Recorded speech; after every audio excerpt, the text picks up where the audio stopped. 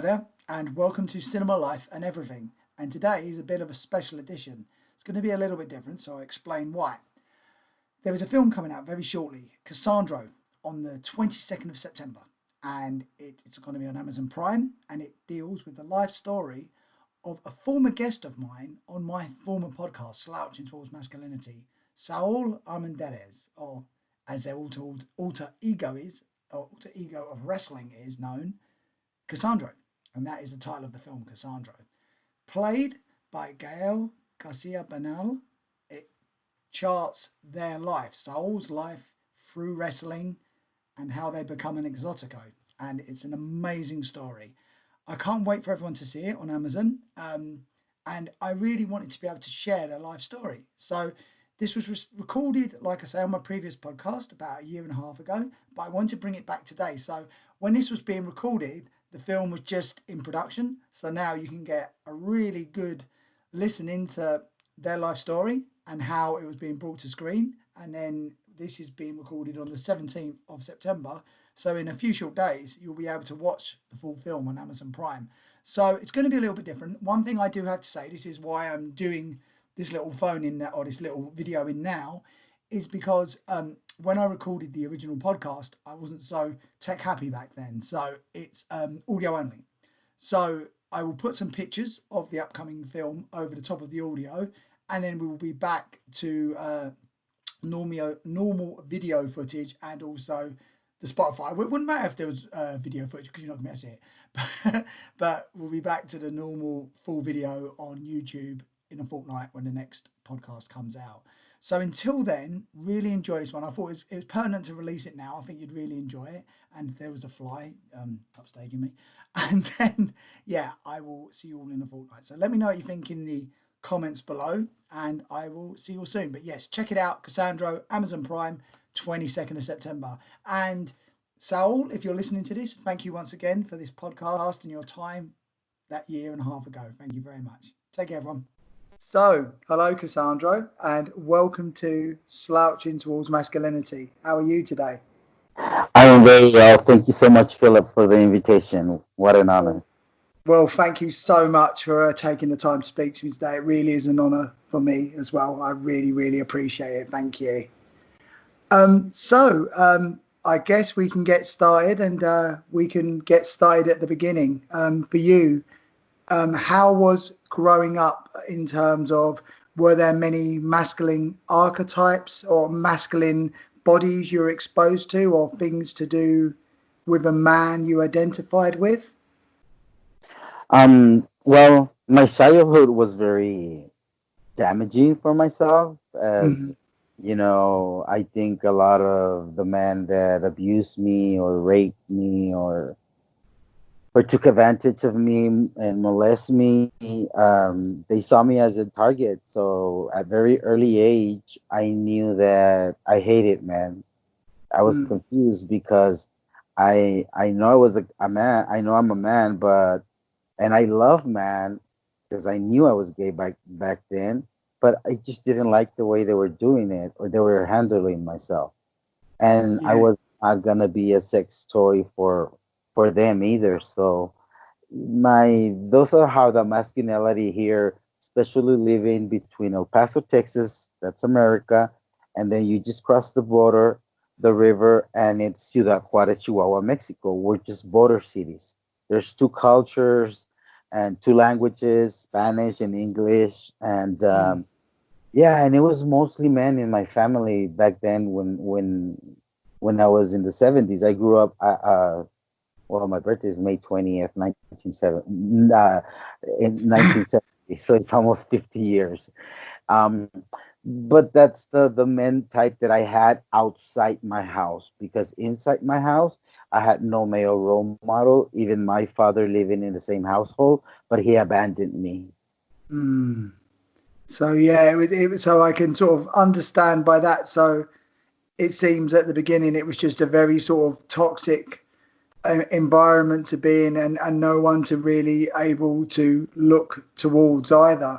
So was wrestling, when you started to look towards wrestling, was that the sort of first positive masculinity you saw, or was anything in school or religion or education? Well, no. Uh, for me, I think it was in school. I was still like, I think I was 12 years old or something like that. And I love my coach, my PE Mm. coach, and I feel something when I see certain men, and I was like, wow, is this normal or is something wrong with me? Because back then they had tried the religion thing, the psychology thing. They had tried a lot of things in school and my family, and I was just confused. I was a confused child. I didn't know where I was going or in what world I would fit. So in school I started seeing all the men, and then I was in my early teens. So everything is waking up, and you're trying to see if they're looking at you or anything like that. But Mm. I started loving sports as a very early age, and I think that attracted me a lot too. But when I began to be a Lucha Libre fan, Mm. uh, oh my God, that was totally high. It was totally like awesome. I've never seen so many men, oily men with just like a little trunk, and sometimes they you could see their thongs, and then they had amazing bodies, and then their arms, and then their mask, and I just fell in love. Those were my heroes. Like Yes. those were my human heroes, the ones that I could touch, I could take a picture, I could get an autograph, and I love that connection. And it just made me feel good when I hugged the wrestler and they would hug me back and give me a picture. As a fan, I did that for many years, and then I stayed in the wrestling circle before coming into training. But in training as well, back in '86 when I started training, it was a lot of people. There was a lot, very little women. There was not a lot of gay people. There were exoticos, but they weren't Mm. gay. And the ones that were gay were my role models. Baby Sharon and Rudy Reina both have passed, and but they showed me the path that you can be just like us, even though they wouldn't let them use the pantyhose, the makeups, all this what me and Pimpinela brought to the new Lucha Libre of the Exoticos. They couldn't handle that. They wouldn't let them. But I knew one thing, that they could surely fuck somebody up. And I was, Yeah. oh my God, I think I can be like that.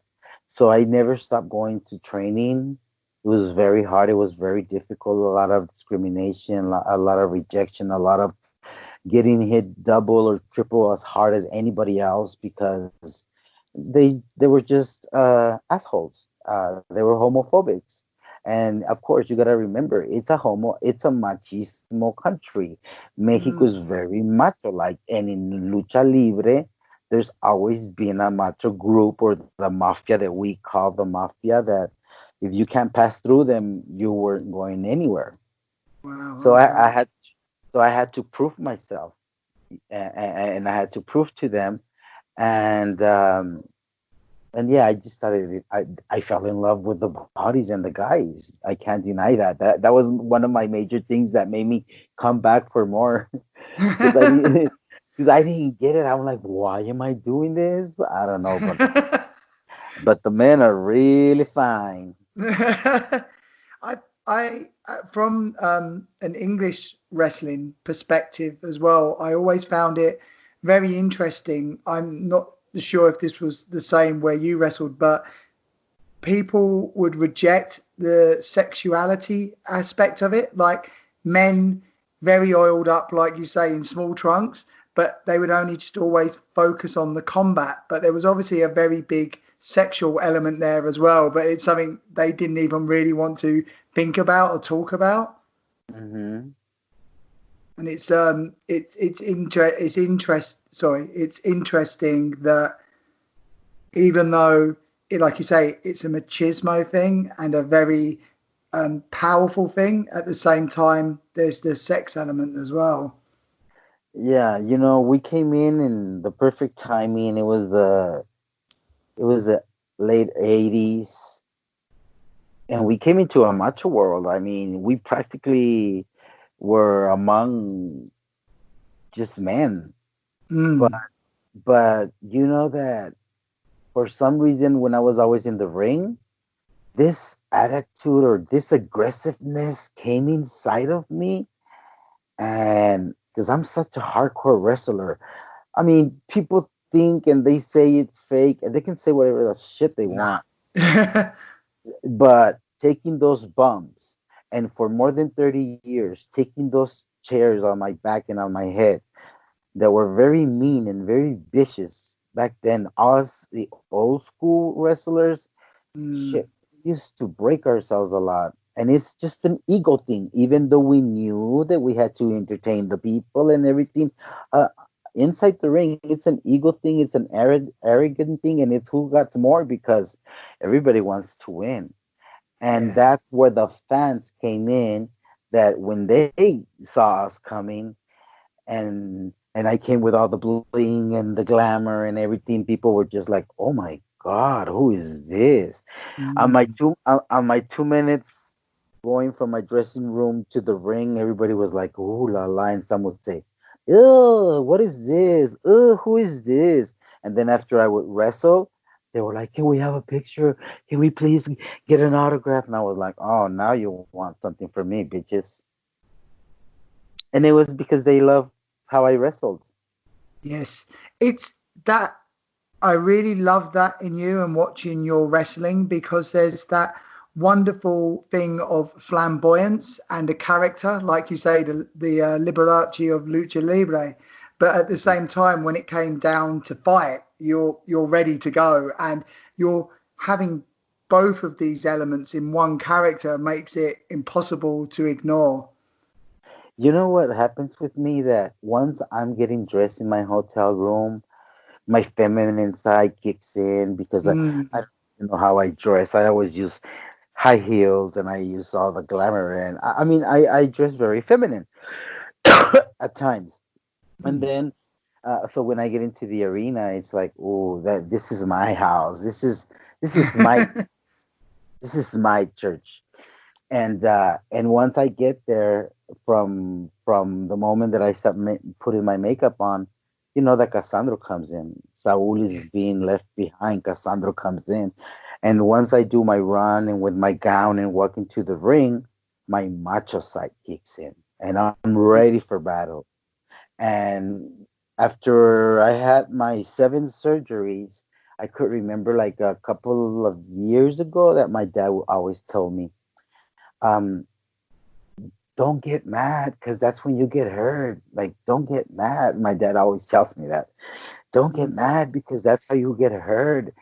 And I was thinking about it and I was like, you know where I get my aggressiveness? From you. When every time I used to beat up on my mom, I get mm. that aggressiveness from you, I said. And now I know why I'm like that. And he just like saw me and I'm like, oh yeah, because I've been doing an investigation on myself in Lucha Libre world. And Wow. this is the things that I've been finding out. Why did I become a wrestler? And what happens? What's my purpose? And wrestling gave me courage. It gave me acceptance. It gave me a brand new look at the world. Like, it was like, oh my God, I'm gonna become something, because I was very fragile. I was very hurt. I was very abused kid. I was a fatherless kid. I was very left for you know, it was really bad. But Mm, anyways, I was Lucha Libre gave me the courage, and I was like, you know what? This is gonna be my therapy. I get to beat up on man just like they hurt me, and I'm gonna get into their masculinity. And you know who's gonna win? Me, the gay yeah. one, the feminine one, because I know the courage that was coming inside of me, and that's what I needed. I needed to let everything come out, because I wanted to be the best wrestler. So because my teacher, my I have two teachers, Victor Ojeda and then Miguel Angel Lopez, which is Rey Mysterio Senior, and Mm, he always showed me that I dressed elegant, but once I'm in the ring, just remember you're a wrestler, because mm. Exoticos before, they were like the clowns of the circus. And even today, we have transgenders, we have people that are bi, we have Exoticos that are straight. But I think they all compete. They rather come with us, the Exoticos, than compete with the men or the guys, because they know they're not gonna make it. So they come to us, and what I've been doing in 30 years, trying to make us and show the fans that we're true wrestlers, that we're not Mm. here just to vulgar or kiss or grab somebody's ass or somebody's crotch or anything like that. I hate that. And from very, very early, I said, I'm gonna dignify the name of the Exoticos with real lucha libre, with real talent. I don't care the sacrifice, the bloods, the beatings, the stabbings I received from wrestlers, the stupid favors promoters would ask of me, and the abuse, the what's it called, the harassment that I used to Mm. feel by the old timer wrestlers.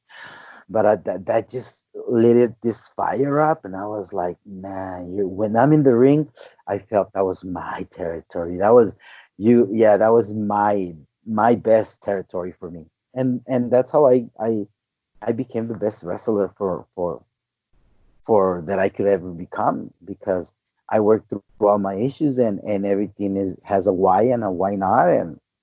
And at first, wrestling, I mean, come on, I left to the big world of wrestling to Mexico City when I was 18 years old. It Mm. was a new world for me. And I was very young and stupid still, and very naive and very afraid and very fragile.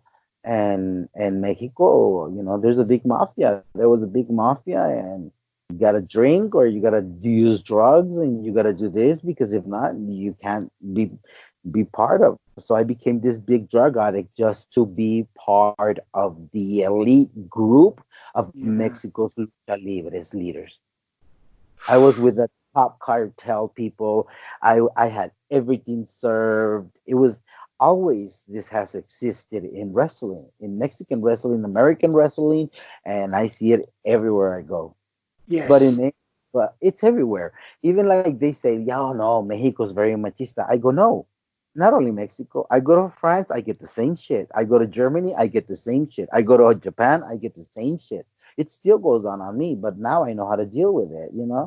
Yeah. I I hate the joy killers, and I don't put up with the joy killers that want what I have, but they're not willing to do their job. So I'm always telling them, be careful with the joy killers. You gotta keep them away from you. You gotta love them from a distance. Mm. Yes. It Yeah. just what you said there was so emotional, and I think the people that listen to this podcast that don't really understand, they think wrestling is predetermined and like a dance, but Mhm. you are bringing so much real emotion into what is considered to be a fake environment, and it's really, really not. There is so much of you involved in everything you do, and you No, bring and you bring parts of yourself every time as that proof of yourself in the wrestling ring. yeah. You know what? Um, for me, wrestling is like, uh, it's like, oh, how can I call it? It's a tricky one.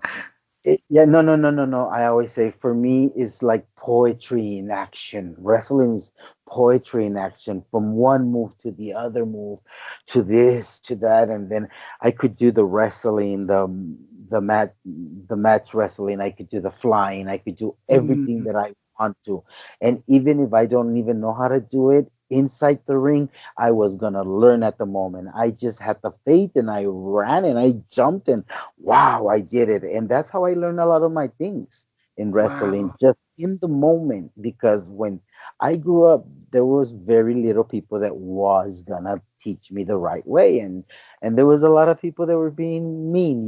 But when I left to Mexico, everything changed. Mexico is the top, is where you know if you're gonna make it or not. I got there in 1989.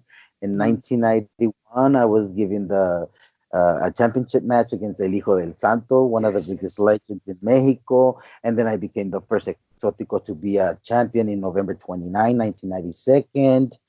I mean, I've wrestled at the Museum du Louvre and a lot of places. And Yes. people think in a lot of places that yeah, this is predetermined, that you know who's gonna win and all that. I said, yeah, I can plan my match however the heck I want. But Yes. when that ego, that's not your amigo, gets in the way, my matches normally never go as I talk. I say that they're gonna come out in the ring, because for me the match is inside the ring. I know how to listen to people. I know how to get people moving. I mean, people just love me. I can just raise my hand and people go crazy for it. I don't have Mm. to. I don't have to do much. And then when I'm hurting, because I have 7 surgeries, I have three Yes. surgeries in knee, and these are due to all the wrestling. This is the consequences of all the years of being bumping in your body, and Yes. so I have a fracture. And both knees. I don't have meniscus, ACLs, and PCLs. And then my hand, 5 fingers. They had to have surgery. I've been. For me, I only counted. I remember 8 head concussions, and then yeah. So I've been hospitalized a lot. I'm pretty sure my CTE is very high as well, because Uh, I come from old school, and back then we beat the crap out of each other. And today, the new generations, I'm still having a hard time connecting with them, because now everybody wants they're more worried about the new exoticos are more worried about how their ass looks or their makeup looks, mm, instead of what they need to show why they're inside the ring. It's because they're wrestlers, right? So show me why you're inside the ring. I already know you're a whore and you're an exotic, or you're whatever you want to be. But yeah. show me why you're in the ring. And that's what I do, because nobody dresses as beautiful and as glamorous as myself. And I till today nobody dresses as well as I invest a lot of my money and my time on my clothing, on my body, on my hair, my makeup, because the fans make me, and the fans will disappear me, and the fans love the way I am, and the way I Yes. talk about it, the way I open my heart. Like, if you're listening to this and you're going through struggles of a drug addiction, alcoholism, there's always help. If you don't find identity in this world, look for it. It's inside you. Listen to your heart. Like, for me now, it's been so hard, Philip, Mm, finally accepting that I'm not all okay, that I have a mm, lot of mental health issues, that yes. that everything creeps up on me, like if it's a big heel and it's coming to get me. And I have struggled for the past 5 years. After being in recovery, I was clean in Narcotics Anonymous 12-step program for 12 years. And Mm, then I went to London in December 8th. I don't remember. I think it was 2012 or 13. And yes. that's where and then I had a relapse. I had a relapse. It got very emotional. I couldn't understand why I was doing so well, and I was working a lot on my recovery, because I'd done a lot of inside work. It's the most Yes. beautiful thing I've done, but it's the most hardest thing to do, Philip, to work on ourselves. It's so hard. Yes. And but I did the work, and now I finally I went and saw a psychologist, and I'm a product of counseling too, and now I'm in mental health, taking care of my my mood swings and all this. I am on medication. I've been diagnosed as PTSD and many other things, but Mm, I just know that that's just a diagnose. But I know that I have a very strong faith, belief, religion, and that just gives me comfort that I'm gonna be okay until my creator wants to take me. I if I'm still here, I never. You know what's weird, that I never that tomorrow I'll be 50 years old. I never thought I would live to be 50, because of the lifestyle, the lucha libre. how Yes. it how the party was going, the orgies, the parties. Every day was a new flight, a new hotel, a new venue, a new friend, a new Mm-hmm. whatever, the lifestyle. And right now I'm just trying to be serene, have some inner peace, find my purpose again. And for the first time, I've been working on myself by myself, exercising every day. I mean, this COVID-19 helped me in focusing on myself. Yes, yes. Well, you've said so many brave and important things there. Um, One of the first things you mentioned was being able to do work on yourself and having the courage to do that. And Mhm. so many people I know will just go to the next party or go to Yeah. the next addiction because they don't have to really ask questions about themselves. And for you Well, to have, sorry, and yeah, for you to have the courage to, it seems like you are authentic in the ring and now have work to be authentic outside of the ring as well, to be completely you and as honest as you can in all aspects of your life. it's like I say, first I had to discover who I was not to later Yes. discover who I am now. Mm. I first had to, that was my process. I had to go through all that. I was a chosen one. Being gay is a gift from God to me because I was the chosen one, because I needed to show a lot of people, a lot of the new ones and a lot of the babies, and help out and trying to get well. And I want to stop that suicide shit and the cutting thing. And because I was Mm. a cutter, I've tried suicide 3 times. I so I go and speak about it, because even if you want to die like me, it, Yes. for 5 years I just wanted to die, Philip. I Wow. just wanted to die. And today the miracle is that I just want to live. I just want to Mm. live. I want to live, but I needed to go through all this pain. Yes. But I got a lot of knowledge. I'm part of an indigenous community where we do sweat lodges, we do cleansing. Ah. I'm a sun dancer. This will be my 8th year dancing 4 days of purification, of fasting in 115 Fahrenheit sun. Oh. And I've been doing it for, this will be my 8th year. And that's where I work on my relationship between Saúl and Cassandro, because Saúl wants to save me, but Cassandro wants to kill me. So Nah. I have to find a balance between those two and don't let that ego that's not my amigo win. That's so interesting. So, oh, two massive things I want to ask there.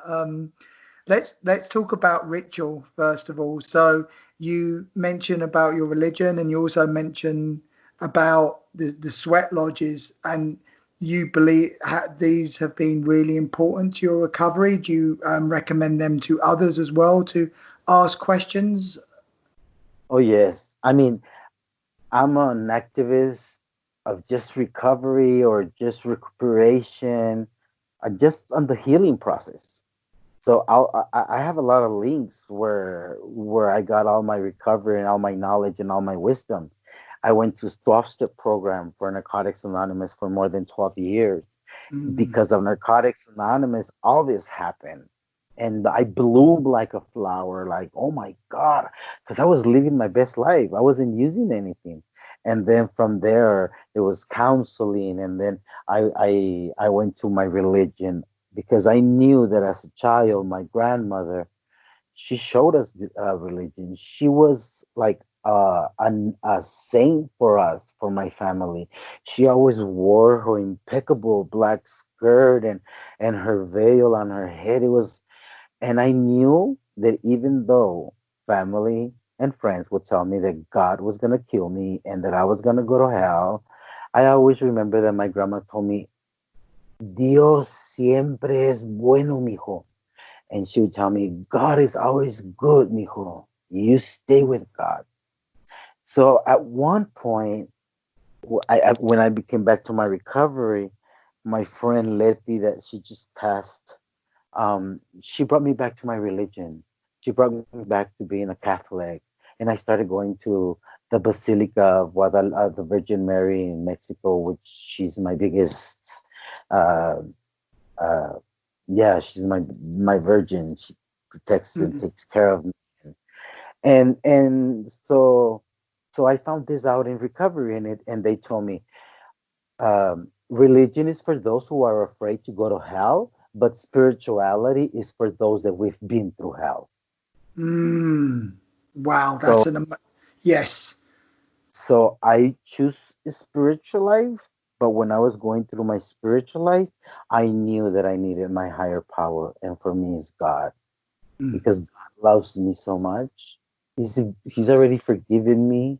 He's already done a lot of work for me, and helps me just in my everyday living. Yes. But and then when I found the religion, I made my first Holy Communion at 33, and I Wow. got confirmed at 35. That's Wow. that was just that's something because of my friend. My friend did it for me, and I wanted to do it, and I guess nobody showed me that way when I was a kid because they Mm. knew a priest and other people were not gonna be okay with me. Yeah, yeah. So, And but now everything that happens with religion, of course. And that's, then and then when after I started going back to church and working on myself, I found my indigenous community. I went back to my races. I went back to my culture, mm, and I found the Calpuli and were the Mexican natives, Mexicas, were Nahuals. So it's called the Red Road. It's the road of the wisdom of the truth, yes. and we have our four directions, and the north is for the people that has passed away already. The south is for the kids. The east is for the men. The west is for the women, and you get to pray for whatever way you want to pray in your prayers. And in the sweat lodges, I found a lot of healing. I cry a lot now because before I couldn't cry. They would tell me they were beating me up or they were raping me, and they would say, "Don't cry," and "You don't cry." So I Mm, learned to cry in the inside very early, yeah. and now I'm just a baby cry. I cry all the time. I love to cry, and crying helps me, and yeah, especially when things are tough. It was my father's birthday last Friday, but he found his wife dead 2 months ago in his house. Oh, So my 75-year-old father, that we never had any contact or a good relationship. I just knew I hated his ass and he hated me. And for mm, whatever reason, at 40 years old, I fractured my left tibia plateau fracture in a pay-per-view for Ring of Honor.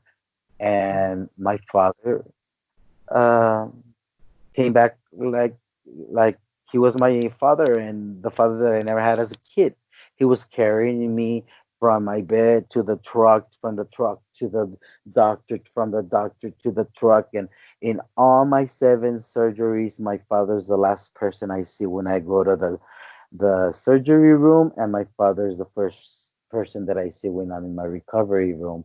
So that just tells you that even though we wanted to kill each other, we did our mm. job.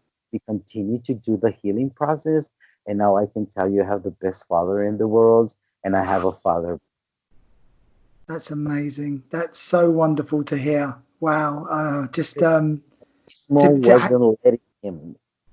yeah, yeah, Yeah. that's and to have that connection now, it's great that you can do that and have had that time and had that opportunity to gain that relationship at this stage. Do Yeah. you I was going to say, do you think it felt like the right time? If it had happened earlier, would you feel it would have been harder for you two to communicate, or? Oh yeah, no. I stayed away from him for many years, especially because there was a lot of abuse in my household when we were kids, Yeah. and he put us through a lot. I mean, poor dad.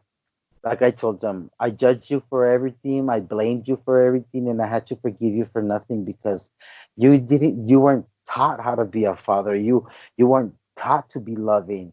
So everything you had to offer was you were just a freaking provider. You would pay the rent and the you bring food or whatever, but you didn't know how to be a father. I've never had a father. I said I never felt I had a father, and Mm. he was like, oh.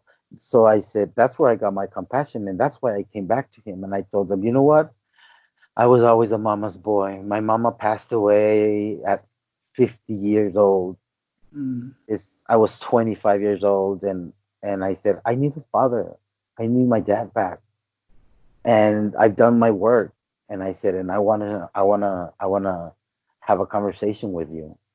And after that, we've just been, oh my God, like if nothing happened. Wow. I mean, there's still there unresolved issues. There's still Mm. work to do.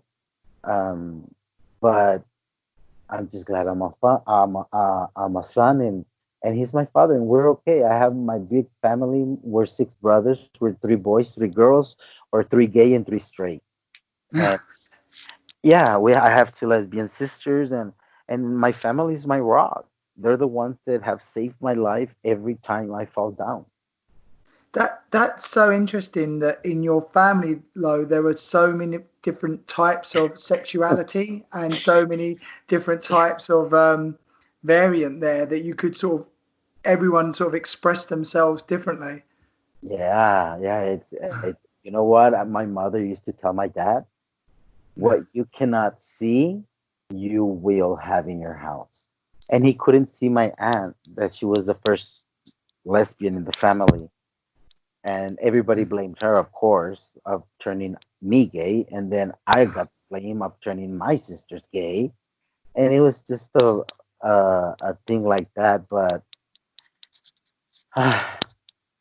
It's yeah, it's that it's similar in England where, or it used to be where there always had to be this reason behind the sexuality rather than just, well, this is who you are, and spend less time questioning why and more time living your life.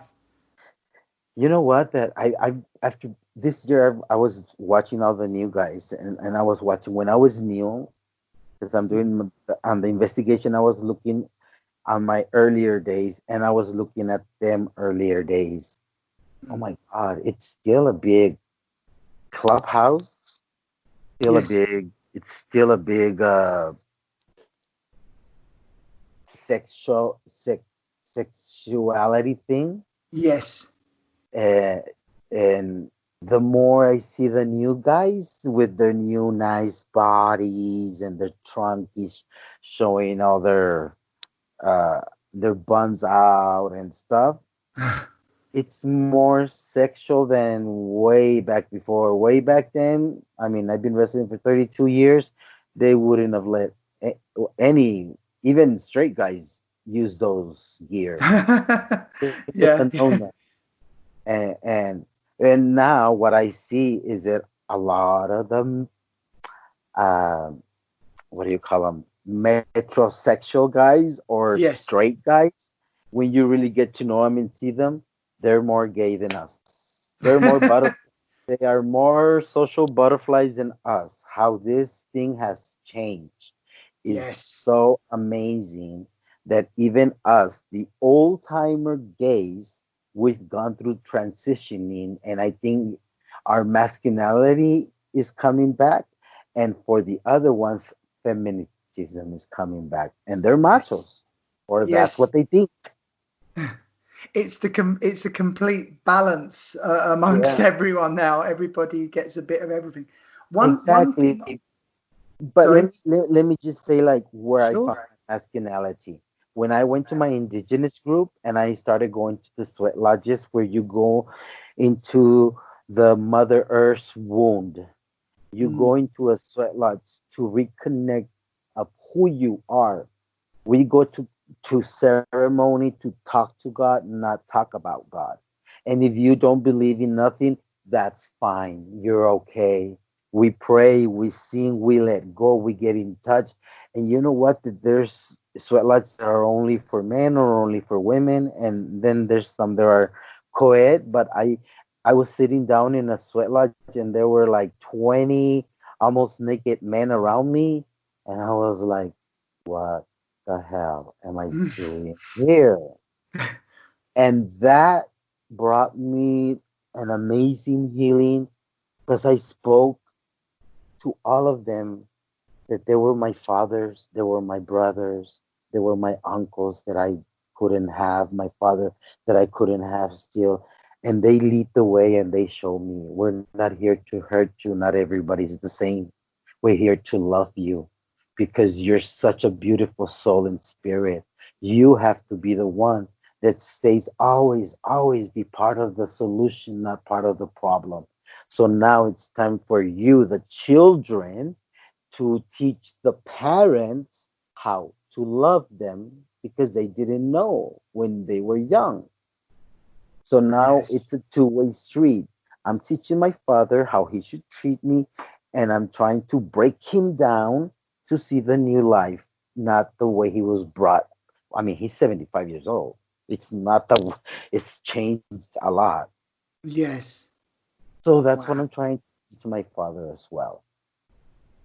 And That's the beautiful thing is that my father cries on my shoulder almost every week for the oh, past 2 months. He's been crying on my shoulder.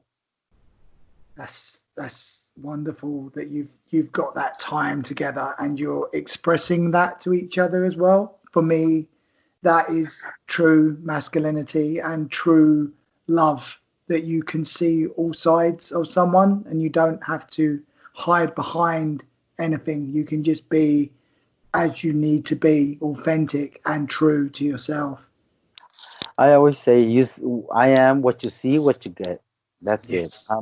I'm not a bullshitter. I'm not a co-signer of the bullshit. I'm just grateful that I could be who I am, that I have the freedom that I have today because for many years I had no voice Mm, until later on, wrestling has been my biggest platform. Now documentaries and this and that, and now we just premiere my documentary in Cannes yes. Festival. I went around the world. We won amazing prizes, amazing. And I'm not done yet. I know God is not done with me yet. There's still a book that we're almost done, and we're working on a film, on a proper feature film that not Wow. even. Yeah, so I know God's not done with me yet, and there's a lot of work to do, and there's a lot of people that need to know my story because they relate like I related to those that came before me. Sure. Because I did. anybody in UK, you know how many people I've talked in UK, especially every time that I go wrestle over there, people come up to me and they're like, I want to tell my parents, but my parents don't love me. And there's this wrestler over there, Ollie Burns, another Exotico, and Cassius is more reserved and stuff, but I would get these messages, and I had to talk to their parents, like all these parents and a lot of Exotico's parents, and I had to do the work because God had already, He knew that I was gonna be their voice, and they needed the Yes. voice. They needed somebody, just somebody. When I took this documentary around the world, men, men came with tears and telling me, thank you for changing my perspective. I know that I'm being wrong in not accepting my kids, the homosexuality. Then please tell your father thank you for the story that you guys share. And that's just beautiful. That's just what you Mm. want to do. I want to be part of the solution, not part of the problem. I just hear in this conversation we've had time and time again how you've worked not only on yourself, to be honest, but how you have enabled other people all around the world to be honest with themselves and others as well. And it's an incredible thing to hear how it's very inspirational and very motivational and very touching as well that you can do this for yourself and so many people. Thank you. It's just It's one way incredible. to give it away. I can't keep it to myself. I have to give it away. I mean, and London and Gary and Lucha Mhm. Britannia and every all those they have a special heart in my they have a special place in my heart. They they've loved me through everything that I just went through, and especially 2 years ago. What was it? A couple of days ago, where 1 year ago, Mm, Silver King died he took his last breath in the middle of the ring at the Roundhouse in London. And yes. it's not the first wrestler that dies next to me. And it's so hurting because I always said that I wanted to die inside the ring. Mm, I've watched four coworkers die next to me. And that's the last thing I want because I saw the hurt in the fans, in the people, in our coworkers, and it's a lot of grieving you go through in Lucha Libre too. A lot of our friends die, and we die young. We die very hurt. We die young, and we were beat up so bad. And the weird thing is that I never thought I would get hurt being a wrestler. I don't know why. I mm. never thought I could hurt myself. But that's life, and it's my other family, and I suffer a lot with a lot of the grieving that goes in lucha libre. Mm. So yeah, I understand. I do remember about Silver King as well, and it was yeah, an unbelievably sad moment. Yeah, I can imagine how much that must have hurt. I'm so sorry that that you had to go through that. But Yeah, it was horrible, and then because at I left them. We left the roundhouse, and I just went to the hotel, took a shower, cried, get on a cab, go to the airport, fly to Berlin, show do a presentation of the documentary, do the Q&A, and all this crying my tears out because of I had just lost my coworker one day before. mm, I couldn't hold it. I couldn't hold it. It was so painful, and everybody was, "You shouldn't have come. You shouldn't have come." And that's what the sacrifice of being a public uh, yes, person comes. Like no, this is the best time because I needed to come so you guys can love me through all this. yeah. So in the future, you say you feel that your work isn't done. I remember watching a bit of the documentary, and you said at one point the body says it's time, but the ego says no, and you still you still had to keep going. Is there any ego left in you now? What drives you now? What is in your future? Fuck the ego now. Yeah. Screw it, screw it. I just it's so hard to step away from what has given me life, has given me identity, has given me liberty, who has given me my name, and who has made me the man that I am today. It's very hard, a decision to make to just stop it and leave the ring. It's hard. But when I see and feel all the pain and see all the surgeries and stitches and the holes in my head, Mm. uh, I just say it's time. But then I always will go back for more. I'm like, oh no, I still got more to go. Because you know what? I started like, this is what I found out too. I started competing against the new ones because I was like, oh hell no. All you new babies come that yeah, they're good for high flying, but put them to mat wrestle, they suck. Know how to get out of a hold. So I started teaching the new ones how to wrestle. Like I was wrestling, but I was always being a high flyer too, and I jumped from 4 stories, 3 stories, two I stories. saw that. I Yeah. I'm a crazy. I'm a adrenaline junkie, and Yes. and I was showing all these motherfuckers, and I was like, I ain't done here. I'm almost 50 years old. I've been wrestling for 32 years. I have 7 surgeries, and I can complain about a lot more shit. But you know what? I still got it. And the sad thing of all those exoticos that we have nowadays, like in Mexico, we have a nice, beautiful company in Chicago called Rice. It's all Yeah. gay, LGBT. My friends from Australia come, the Samoan, La Barbie. I mean, I've learned a lot of from the new exoticos. Yes. So that's what I teach them. Like, show me how to wrestle. Show me something. Show me you know how to wrestle. And I still, and that's my legacy because I still have to teach the new generations what my predecessors taught me. And Yes. they told me, don't ever forget that you first are a wrestler, second, you're an exotico. Always teach the Yes. fans and the new ones how you can mat wrestle, fly, and do everything, but also dress well, speak proper, and invest in yourself.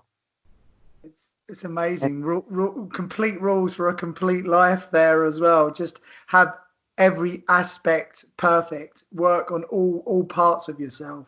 it's all in all areas of my life, body, mind, and spirit. Yes, that's what you're doing.